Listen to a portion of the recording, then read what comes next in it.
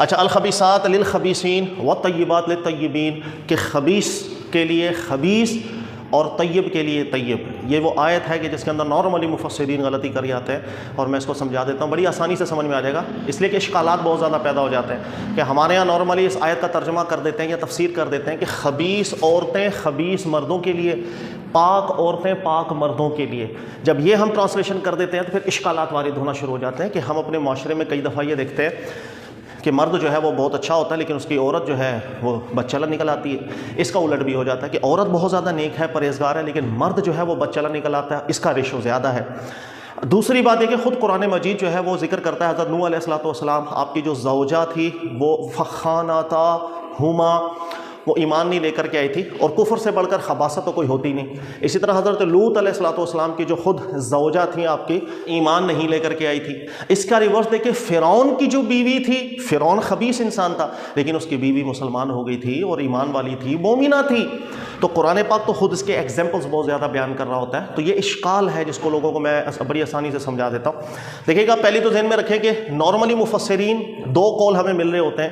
ایک قول ملتا ہے کہ جو الخبیثات کا جو لفظ ہے، اسی طرح الطیبہ، اس سے مراد عورتیں لے لیں کیونکہ مؤنث کا لفظ ہے نا، تو وہ ٹرانسلیشن کرتے ہوئے عورتیں کر دیتے ہیں ترجمہ، یعنی خبیث عورتیں خبیث مردوں کے لیے، اسی طرح طیب پاک عورتیں پاک مردوں کے لیے. اچھا، پھر اس کے بعد مفسرین کے مزید دو آگے شاخیں بن جاتی ہیں کہ ایک مفسرین کا طبقہ ایسا ہے کہ جو ذکر کر دیتا ہے کہ یہ دنیا کی بات ہے، اور ایک طبقہ ذکر کرتا ہے یہ آخرت کی بات ہے.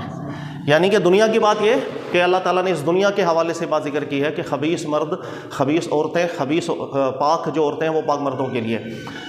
اچھا، اس پہ وہی اشکالات ہے جو میں نے ابھی ذکر کر دیا، لیکن بعض مفسرین ہیں وہ یہاں پہ تعویل یہ بیان کر دیتے ہیں کہ یہ آیت جو ہے یہ آخرت سے متعلق کلام کر رہی ہے. یعنی بروز قیامت اللہ رب العزت کی بارگاہ کے اندر طیب لوگ الگ ہو جائیں گے، خبیث لوگ الگ ہو جائیں گے، اور جو خبیث عورتیں ہیں وہ خبیث مردوں کے گروہ میں ان کے ساتھ جوڑے بنا دیے جائیں گے، اور جو پاک عورتیں ہیں وہ پاک مردوں کے ساتھ ان کا جوڑا بنا دیا جائے گا. لیکن ان دونوں تفسیروں کے اندر اشکالات ہیں. اگر آخرت کی یہ بات چل رہی ہو تو اسی آیت کا اگلا حصہ ہے اولئک مبرؤون مما یقولون، کہ یہ وہ ہستیاں ہیں کہ یہ بالکل بری ہیں ان جملوں سے، ان باتوں سے جو یہ کفار کر رہے ہیں.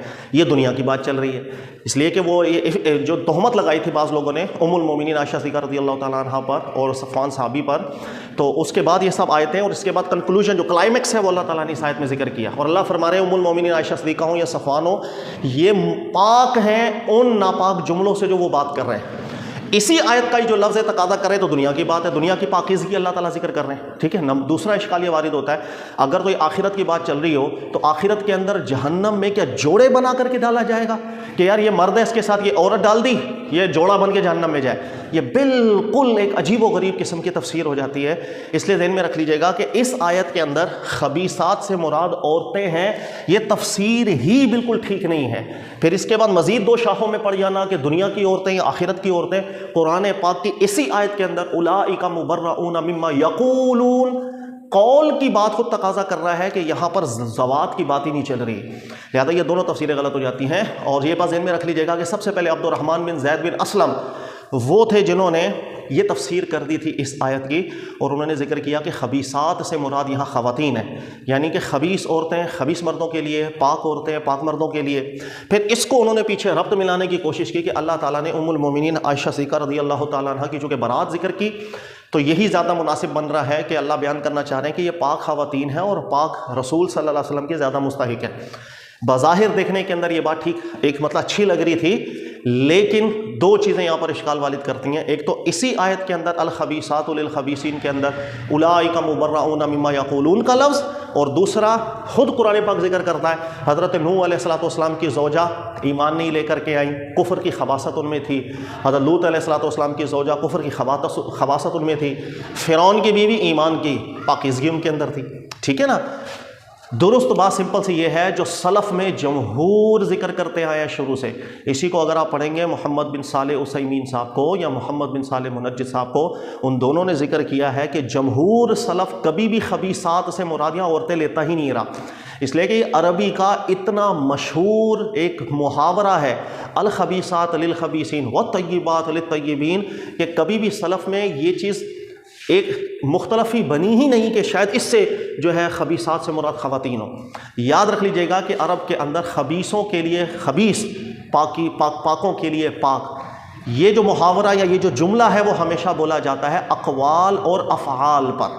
آسان الفاظ میں دیکھیے گا، یہ جو پہلا ہے اللہ نے بتایا کہ خبیث چیزیں، اس سے مراد اقوال ہیں اور افعال ہیں. اگلا جو خبیثین کا لفظ ہے اس سے مراد انسان ہے. اب آسانی سے آپ کو سمجھ میں آئے گا کہ اللہ ذکر کرے الخبیثات، بری باتیں، برے عمل برے لوگوں کے لیے، اچھی باتیں، اچھے عملوں کا استحقاق اچھے لوگوں کے لیے. یہ ہے آیت مبارکہ بالکل واضح طور پر. اب آپ کو سمجھ میں آئے گا، دیکھیے گا اللہ فرما رہے الخبیثات للخبیثین، کہ خبیث عمل اور خبیث باتیں خبیثوں کے ہی مستحق ہوتی ہے، اور پاک باتیں، پاک عمل پاکوں کو ہی زیب دیتا ہے. اب آگے اللہ نے ذکر کیا اولئک مبرؤون مما یقولون، اور یہ جو پاک لوگ ہیں عائشہ صدیقہ، صفوان، اللہ نے فرمایا یہ بری ہیں ان ناپاک اقوال سے، مما یقولون، ان باتوں سے جو وہ گندی کر رہے ہیں. یعنی وہ جو گندی باتیں کر رہے ہیں یہ پاک ہستیاں ہیں، ان کو زیب ہی نہیں دیتی. اب آپ کو سمجھ میں آئے گا کہ یقولون کا لفظ آگے وہ بالکل قرینہ بن رہا ہے کہ پیچھے جو کلائمیکس اللہ تعالیٰ ذکر کر رہے ہیں اس پورے افق والے واقعے کا، اس میں یہ اقوال کی بات چل رہی ہے. تو بہت آسان سی اس کی تفسیر ہے کہ بری باتیں، برے عمل وہ بروں کے لیے لائق ہیں، اور اچھے کام اور اچھے اقوال وہ اچھوں کے لائق ہیں.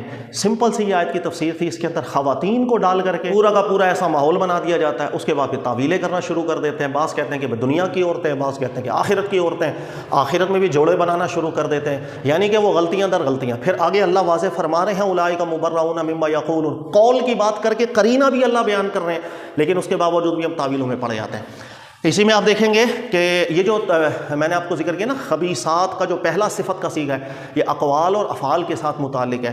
حضرت عبداللہ ابن عباس رضی اللہ تعالیٰ عنہ بھی اسی پر تھے، اور بڑے بڑے جو عرب کے نحوی گزرے وہ ایک جملہ ذکر کیا کرتے تھے، ھذا احسن ما قیل فی ھذہ الآیہ، سب سے بہترین چیز اس آیت کے حوالے سے اگر کہی جاتی ہے وہ یہی ہے کہ الخبیثات کی صفت اقوال اور افعال کی ہے، الخبیثون آگے انسانوں کی بات چل رہی ہے. یعنی کہ برے جملے وہ بروں کے لائق، اچھی باتیں اچھوں کے لائق.